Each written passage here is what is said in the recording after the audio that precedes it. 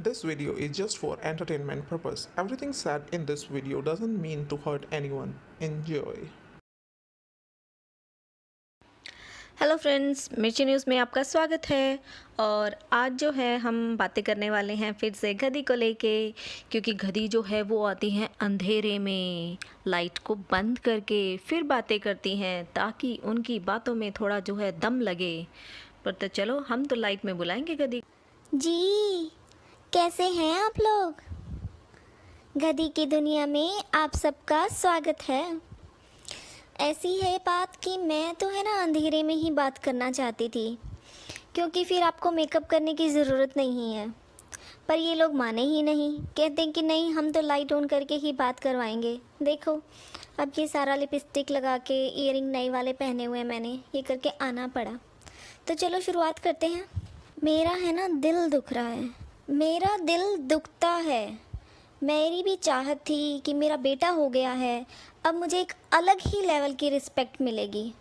पर मुझे अलग लेवल तो छोड़ो, थोड़े से लेवल की भी रिस्पेक्ट और प्यार कुछ भी नहीं मिला। तो गधी जी, हम आपको बताना चाहेंगे कि पहली बात तो ये कि बेटा होने से अलग ही लेवल का रिस्पेक्ट मिलता है ससुराल में।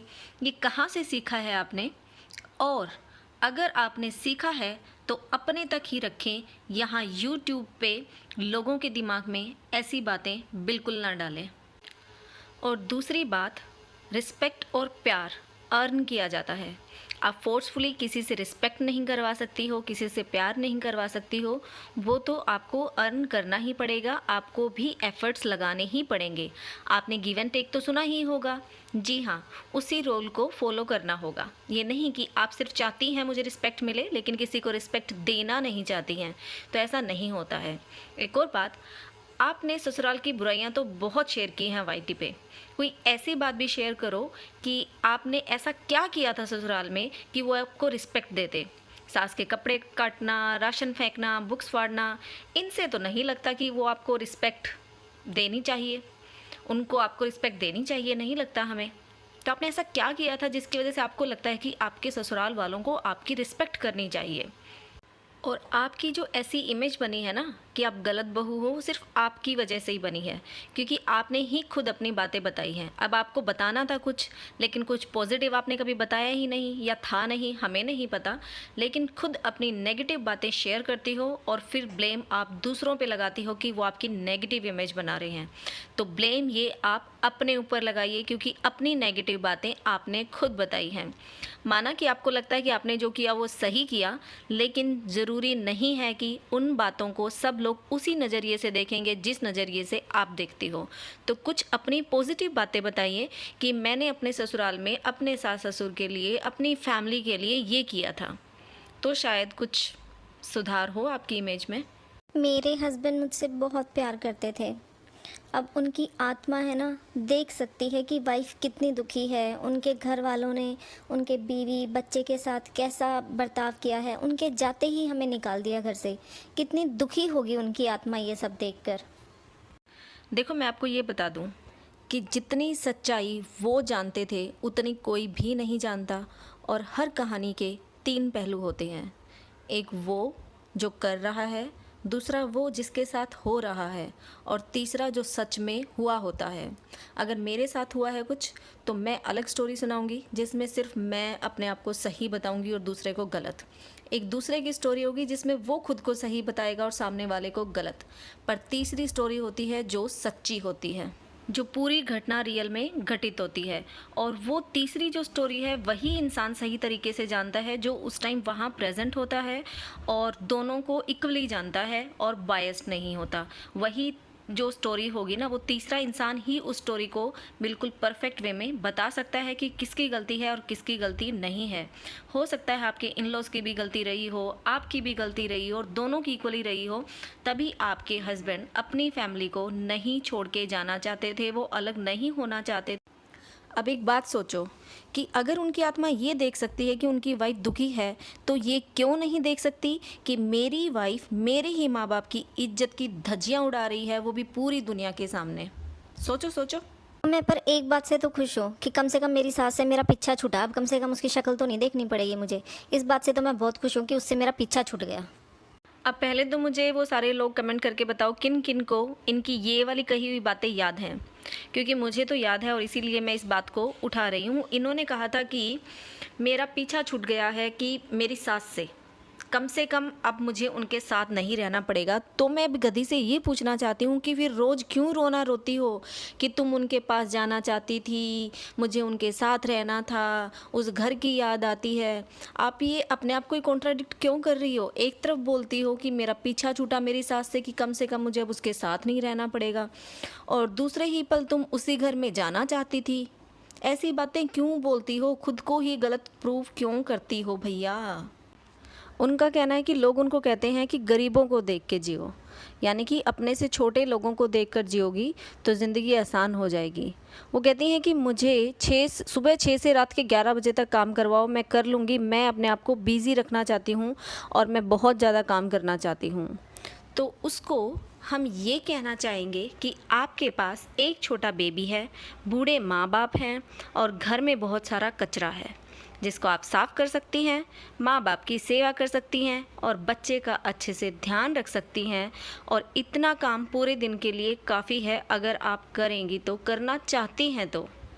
फिर वो बताना शुरू करती हैं अपने हस्बैंड, पम्मी और अपनी बातें। जब वो कहती हैं कि शुरू में मुझे ही उनसे प्यार हुआ था और ये बात मेरे फ्रेंड को पता थी, जिनको वो एक बार अपनी वीडियो में भी लेके आई थी। तो वो फ्रेंड इनको बोलते हैं गधी को कि पम्मी जो है वो तुमसे प्यार नहीं करता है।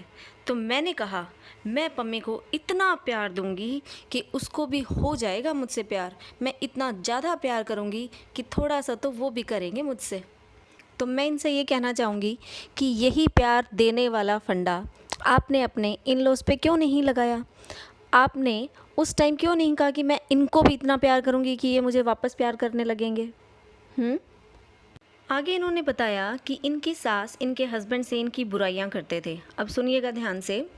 ये कहती हैं कि जब मेरे हस्बैंड आते थे अपने ऑफिस से तो मेरी सास उनसे मेरी बुराइयां करती रहती थी लेट नाइट तक, राइट।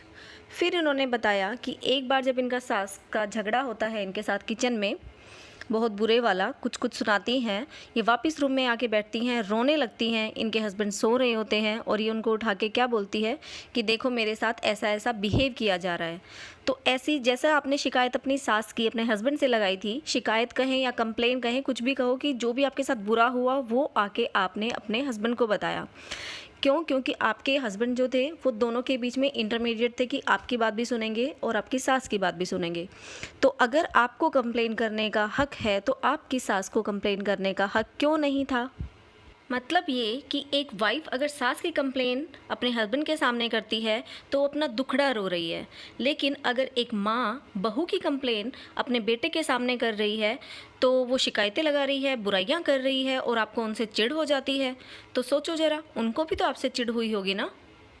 और इनका कहना है कि मेरा अपने हस्बैंड पम्मी से जो बात करने का टाइम होता था उस पे मेरी सास, उसी टाइम पे मेरी सास मेरी बुराइयां करना शुरू कर देती थी अपने पास बिठा के, मीन्स इनका टाइम ख़राब करती थी। तो मैडम, जितना हक आपका है अपने हस्बैंड पर उतना ही हक एक माँ का भी है अपने बेटे पर। आपका भी एक बेटा है, ध्यान रखिएगा ये बात। और हाँ, सबसे बड़ी बात, तुम्हारी तो सारी की सारी वीडियो बनी पड़ी है यूट्यूब पे, तुम्हारी बहू भी देखेगी और बेटा भी देखेगा। फिर सोचो वो क्या करेंगे तुम्हारे साथ। एक व्यूवर जो हैं इनको कमेंट करके पूछते हैं कि प्रोडक्टिव सिखाओ कुछ, तो इनका जवाब आता है कि क्या सिखाऊं तुम्हें प्रोडक्टिव में? खाना बनाने के लिए हज़ारों चैनल हैं यूट्यूब पे और झाड़ू पोछा तो सब लोग कर ही लेते हैं, तो खाना बनाना तो मुझे खुद ही नहीं आता, मैं क्या सिखाऊंगी? तो मतलब फिर मैडम आप क्या सिखाएंगी? आप क्या करना चाहती हैं अपने चैनल पे? कुछ तो करेंगे ना।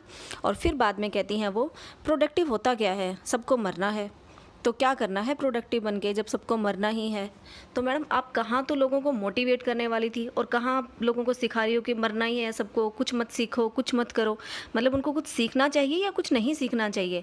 आपके हिसाब से लोगों को कुछ भी नहीं करना चाहिए, हाथ पे हाथ रख के बैठ जाना चाहिए और अपने मरने का इंतज़ार करना चाहिए, राइट।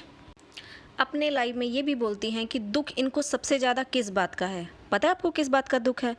कि इनसे मुंह कैसे मोड़ लिया इनके ससुराल वालों ने। अब कोई इनको बताए कि जब ये खुद अपने हस्बैंड के जिंदा होते हुए उनके साथ नहीं रहना चाहती थी, तो अब उनके जाने के बाद ये सब ड्रामे किस लिए?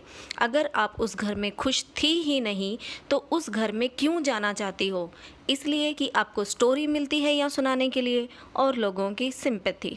तो इस ड्रामे को छोड़ दीजिए। अगर उस घर में सच में आपके साथ गलत हुआ है तो बार बार इस बात को बोलना छोड़ दीजिए कि आप वहाँ जाना चाहती थी, उन लोगों ने आपको आने नहीं दिया, उन लोगों ने आपसे मुंह मोड़ लिया। अगर उन्होंने आपके साथ गलत किया है तो आपको खुश होना चाहिए कि उन लोगों ने आपसे मुंह मोड़ लिया।